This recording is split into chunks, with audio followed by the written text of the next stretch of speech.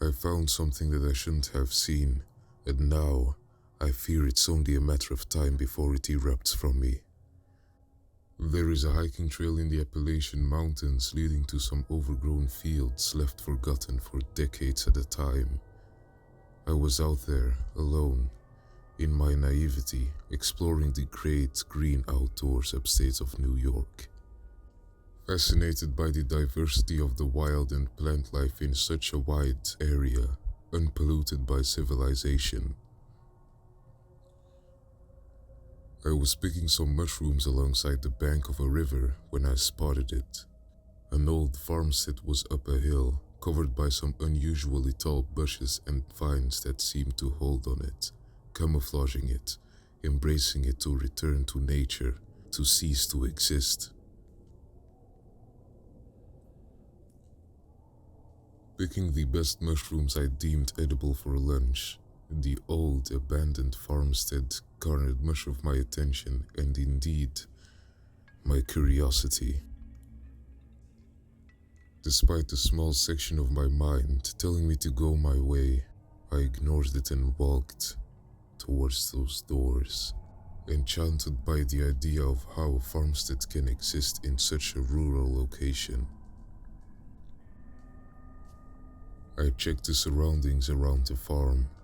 There were no dirt roads leading back to civilization, nor were there any signs of modern machinery or cars that would have graced the ancient farmstead.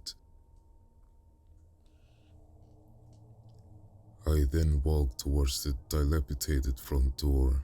Its age was showing through the cracks in the white lead paint.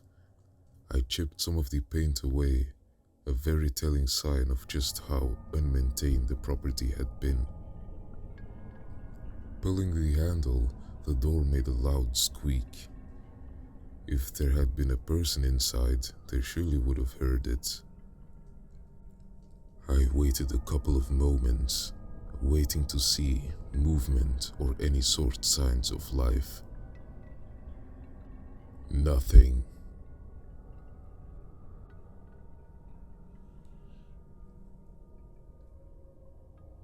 I moved in and investigated the somewhat dark living room, only lit by the sun outside.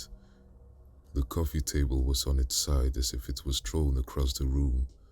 The couches had been torn with the cushion filling all over the couch. Whatever had transpired here, it was clear there was a struggle. I then inspected the walls and saw a 5-pointed star inside a circle made of ash. A clear inverted pentagram with a horned goat was present within it. A sigil. And that is when I lost consciousness. All I remember was going down, feeling so tired. I could not fight the tiredness that I felt during it all. It was my obligation to lose consciousness for whatever was inside that farm. I woke up in an unfamiliar room, the basement. All 6 sides of the room were full of its sigils made of fresh blood with wax candles lit around the 4 corners of the room. The sigils were all intricately connected, the blood flowing and moving as if it were in its natural environment. I felt a burning pain from my body. Lowering my eyes, that's when I saw cuts of my wrists widening with my blood flowing to the sigils, sucking me dry of my vitality and life, powering this wretched farmhouse of whatever was contained within. The wax candles increased in brightness as more of my blood flowed through the sigils. I screamed in anguish and cried. I suddenly felt a primal urge to express my pain and let out the rage. I crept towards the door, my conditioning worsening by the minute. I knew I had to get out before I lost consciousness again. My mind was bombarded with contradicting emotions that mentally confused me. Sadness, anger, jealousy, happiness, euphoria, and even pleasure. I could not focus on the task I was trying to achieve. Each step made it harder and harder to leave the room. However, deep down, I knew each step was a step closer to freedom. Each step was a memory of emotional intrigue. Each memory was blurry except for the emotions I could clearly feel. Anger from the time I squandered with my opportunities, and happiness from the times I've been with the people I love.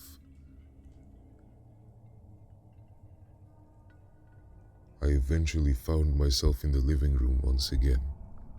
The sun had gone down. The living room is now lit by the moonlight. My eyes gradually adjusted, allowing me to see within the dark. I touched the sigil made of ash. I felt the suffering and pain that had gone into making it exist in this world. I tried to rub it out, rub through the pain.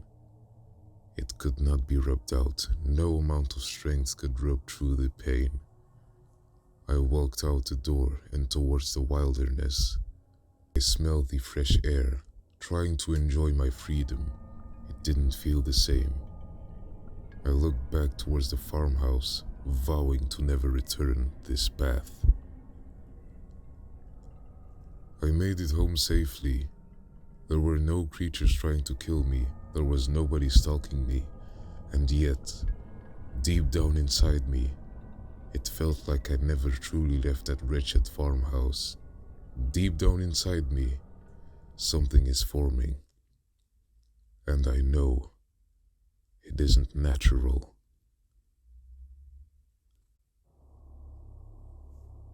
As I lay in bed, trying to fall asleep, I couldn't shake the feeling that something was watching me. I tried to ignore it, telling myself that it was just my imagination, but the feeling only grew stronger. I slowly sat up, looking around my dark room. I didn't see anything out of the ordinary, but I could still feel eyes on me. I decided to get up and turn on the light, hoping that would dispel the eerie feeling. As I reached for the light switch, I heard a faint whisper in my ear. Don't turn on the light. It hissed. You don't want to see what's in here with you. My heart pounded in my chest as I hesitated, my hands trembling above the switch.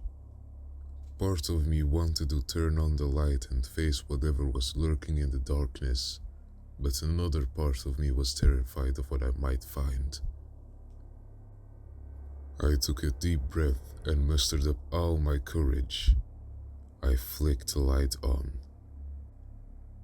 And to my horror, I saw the figure from my nightmares standing in the corner of the room. It was tall and thin, with pale skin and dark, empty eyes. It stared at me with a wicked grin, its elongated fingers twitching with anticipation. I tried to scream, but no sound escaped my lips. I was frozen with fear, unable to move or speak. The figure began to move towards me, its footsteps echoing in the silence of the room. I closed my eyes, bracing myself for the worst. But instead of feeling the creature's touch, I heard a loud crash and felt a gust of wind. I opened my eyes and saw that the window had been shattered and the figure was gone. I didn't know how it had escaped or why it had chosen to spare me. All I knew was that I needed to get out of that room immediately. I grabbed my things and ran out of the house, not stopping until I reached the safety of my friend's house. As soon as I arrived at my friend's house, I called the police and told them what had happened. They came to my house and searched it, but they didn't find anything out of the ordinary. They even checked the window, but there was no sign of the broken glass or the figure that had escaped through it. They told me it was safe to return to my house, but I was still too scared to stay there. I decided to stay with my friend for a few more days, until I felt ready to go back. When I finally returned to my house, I was nervous but determined to face my fears. I went to bed, determined to get a good night's sleep, but as I lay there, trying to drift off, I felt a similar feeling of being watched. I opened my eyes and saw the figure standing at the foot of my bed, its dark eyes fixated on me. You can't escape me. It whispered. I tried to scream, but once again no sound escaped my lips. The figure reached out and touched my face, and I felt a sudden, overwhelming sense of dread. As I lay there, paralyzed with fear, I realized that the figure was not just some random monster. It was a manifestation of my own fears and anxieties, brought to life by my own mind. No matter where I go, it will always be there with me. No matter how fast I run, it will always catch up. I cannot escape from it. We found out about this terrifying tale once Nanny Bell passed away and we were cleaning out her attic. Even her own daughter, my mother, didn't even know about this story or the existence of Nana Bell's diary. It was found under a loose floorboard under a heap of old suitcases. It was decaying with age, but the writing was still legible after being underground for over 50 years. The last entry was dated in July 1959, only a few months before my mother was born. According to my grandmother's diary entries, she didn't tell this story to anyone because it was so utterly frightening. In her mind, she didn't want to give this recollection any more credence than it deserved, nor did she want to frighten anyone the way it frightened her. Also, Nana Bell thought she was losing her mind and she knew she would be sanctioned in an asylum and given electric shock therapy for madness, which happened to her mother's sister after she got the blues. So the only outlet Nana Bell had was this diary. Nana Bell was born in 1940, and these encounters took place in 1975, when she was 17 years old. The first ever entry detailed what my Nana Bell described as the Harbinger. My sisters and brother compiled all of the diary entries to make into a cohesive story that I'm going to share with you. Nana Bell's ordeal is horrifying, disturbing, and unbelievable. We still struggle with the effect it has had on everyone, especially my mother. It also explains Nana Bell's emotional coldness and distance we all experienced, and even at her death at 82, she remained just as aloof and closed off as my mother remembered as a child. Was it because of this? We knew she loved us in her own way, but she lacked any maternal connection with any of us, and didn't have much in the way of compassion or empathy that we always failed to grasp. This diary held a lot of answers for us. This is Nana Bell's story. I hope we did her justice. The first time it happened, I was waiting for the bus after I finished work. I was a typist at the time, working for an accountant and doing very long hours. I was tired and cold. It had been a long day. At first when I saw it, I thought I was hallucinating. This woman was hovering above the ground across the road from me in a long black flowing cape. She was just openly staring at me. Her feet weren't even on the ground. I rubbed my eyes furiously, thinking it would go away, but it still remained there. This woman didn't even look like a typical woman, not just because she seemed to be levitating or her bizarre clothing, but she didn't even look, well, human. The woman's head looked dome-shaped, framed with jet black hair. She had eyes that looked like the pits of a dark, cold cave. Her mouth very small, her nose far too pointy, her hands large and nails really long. It was like a person who used a very bad template and this was the final result. I don't even know how to compute this into words. I mean, it sounds crazy, doesn't it? Imagine if I told father and mother I saw someone floating in mid-air wearing a cape and looking otherworldly. I would just be sent to one of those sanatoriums that my aunt got sent to, and she was never the same again. Just the thought of it makes me shiver involuntarily. The woman remained where she was, hovering, until I got on the bus and it sped off. I could feel her eyes following me until she was out of sight. When I got home, I was greeted by my mother, sobbing uncontrollably, telling me father had been killed in a work accident.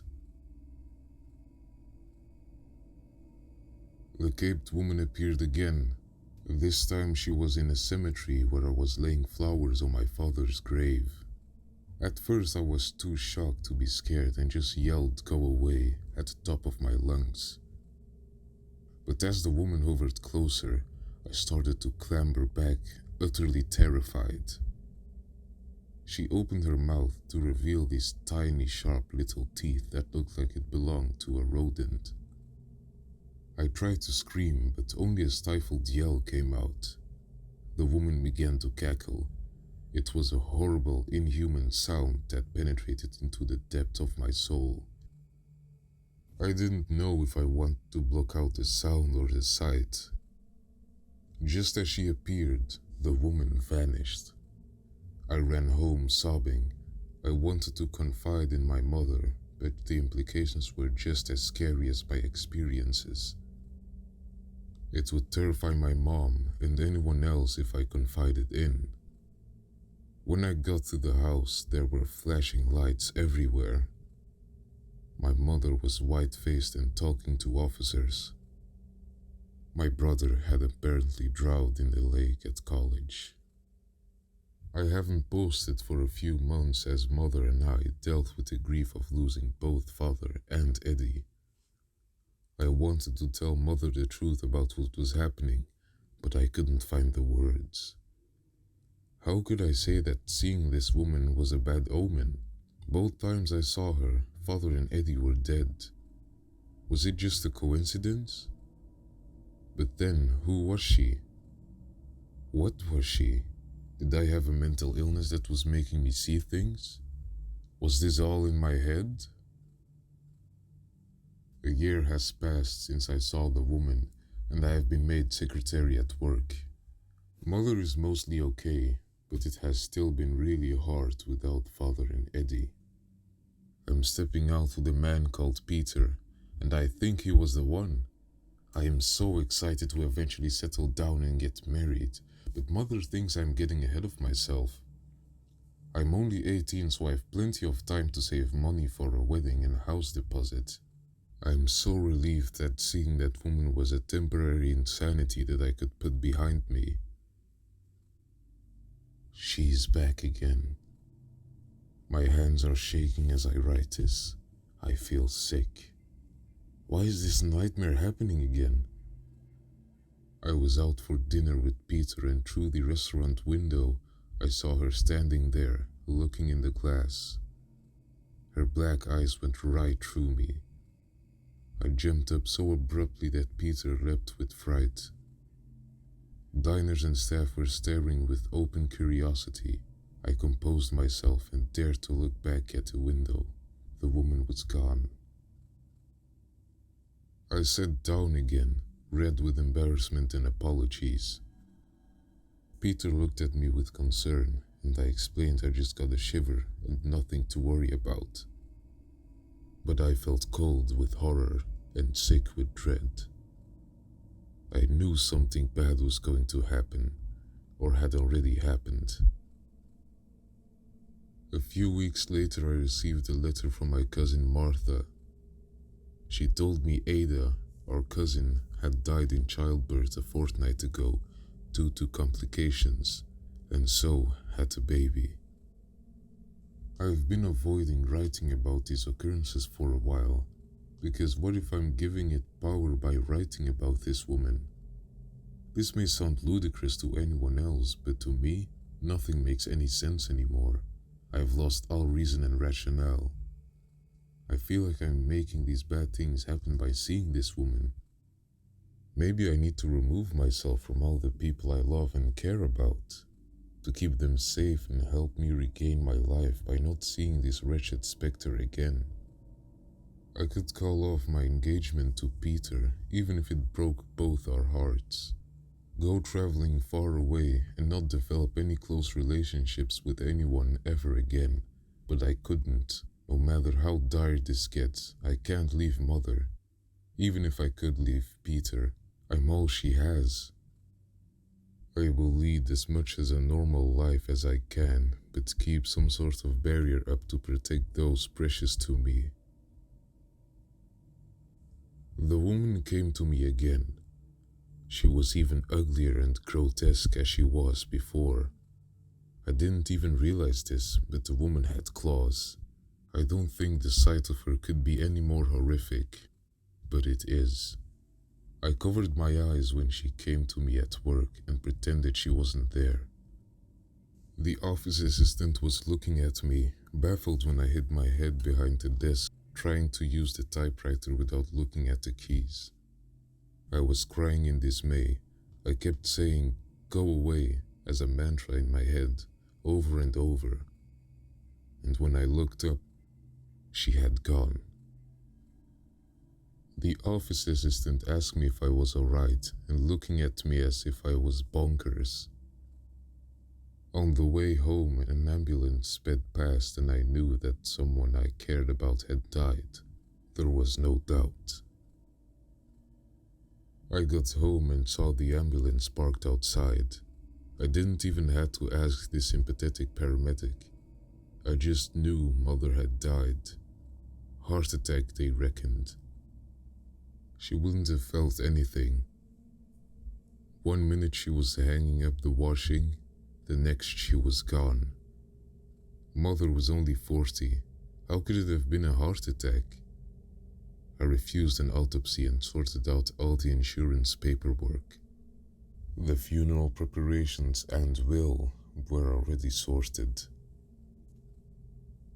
Months after I buried Mother, I sold up the family home and moved in with Peter. A few months later, we got engaged. It's 1959 now, and I'm married. I saw the woman a few more times after Mother. My grandpa died within days after my mother's sudden death.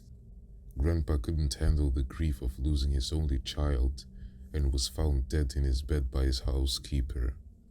Then Martha, my other cousin, died of tuberculosis, leaving behind her husband and 3 children.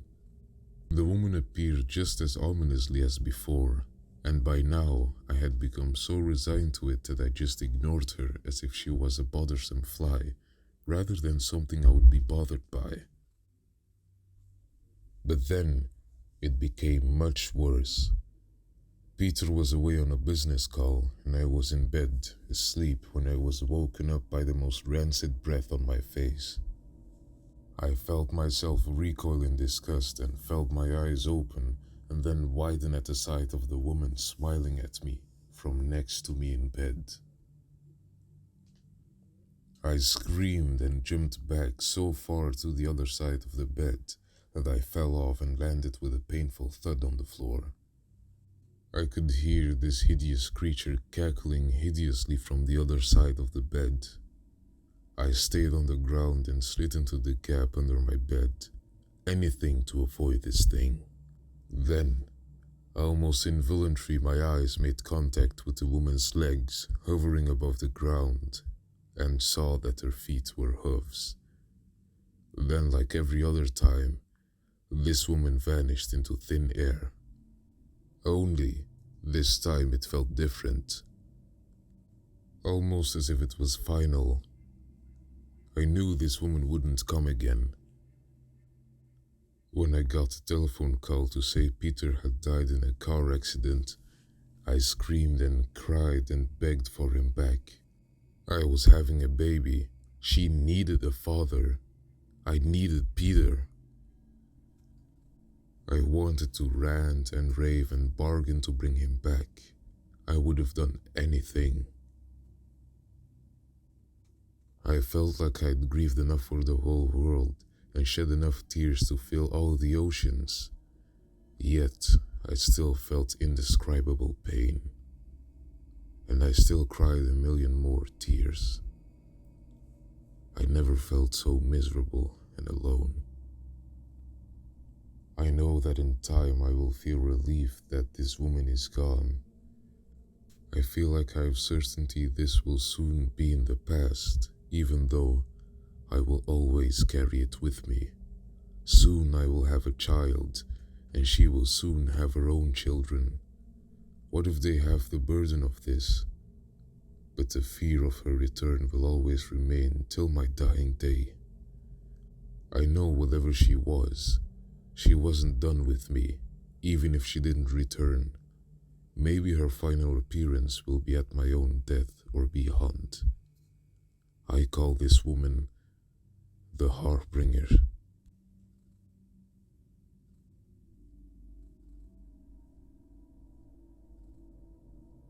Thank you for listening. If you like this video, please like and subscribe so that you can hear more of me. And if you didn't like this video, there isn't much I can tell you. Until then.